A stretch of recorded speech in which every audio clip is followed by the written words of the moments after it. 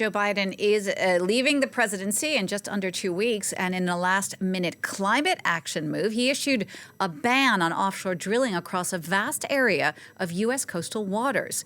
In a statement released by the White House, President Biden said it was time to, quote, protect these coasts for our children and grandchildren as the climate crisis continues to threaten communities. That announcement, of course, coming weeks before Donald Trump steps into office, and he has pledged to massively increase fossil fuel production. We're going to talk more about this with our environment editor, Valérie Dekimpe, who joins me on the set. Valérie, first of all, how big is the area we're talking about exactly? It's a big chunk of U.S. coastal waters, and I want to show you a map of what's actually being covered by this ban.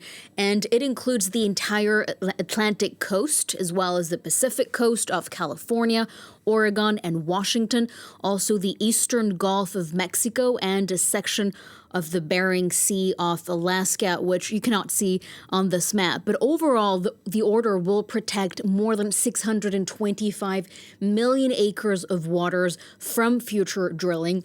Biden has used a little-known law, rather obscure law from 1953, the Outer Continental Shelf Lands Act, which does give him the authority for this executive order. And former President Barack Obama also used it in 2016 to protect about 120 million acres of land in Alaska, making Biden's declaration the largest ban on new drilling by any president in the history of the United States. So is this a permanent ban, or can it be reversed by the new president, Donald Trump? Well, that's the big question, right? Can Donald Trump actually reverse this ban? And Trump has made it very clear that he will try to repeal all the environmental protections, if not all of pretty much all of them put in place by the Biden administration. And this ban is no exception, especially given that Trump has made it very clear that he plans to expand drilling instead of actually limiting drilling as part of a so-called policy of energy dominance, reestablishing Americans' energy dominance. Trump's spokeswoman has already responded to the ban using the same rhetoric used by Trump during his campaign, essentially saying that this would go against the interests of American people and that actually more drilling will help secure lower energy prices for American people.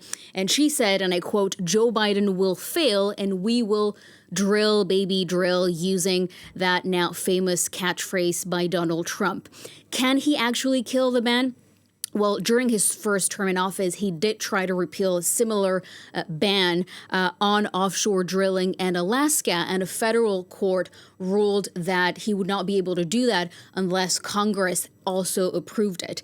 And in the law, then this little-known law from 1953, there's nothing specific in this law that says that a new president can actually revoke it unless Congress, again, changes the law. So it will prove relatively hard for Donald Trump to undo this ban. Well, that's certainly good news for climate activists. And from a climate perspective, I mean, how important could this ban be? Will it have a major impact on U.S. emissions? Well, I mean, according to the International Energy Agency, new oil and gas drilling must stop to avert the worst consequences of climate change. So no drilling is certainly excellent news for the climate. But what must be said, though, about this specific ban is that it is rather symbolic for several reasons. In California, there has been almost no oil and gas drilling, exploration, since 1969 after a major oil spill near Santa Barbara. So no new projects have been undergoing there in California. The executive order also does not cover the central and western parts of the Gulf of Mexico, which is where most of U.S.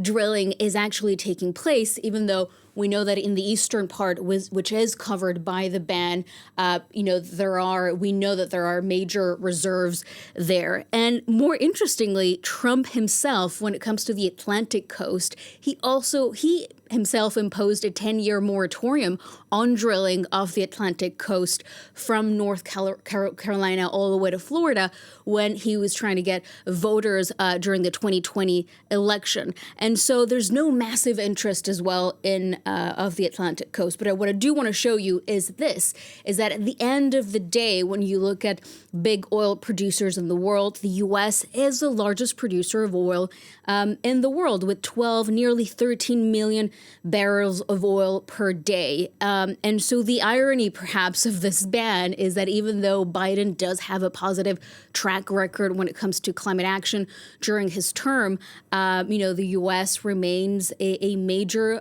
producer of oil and emitter of fossil fuels. So when he does leave the White House, he will leave with a complicated legacy when it comes to oil and gas.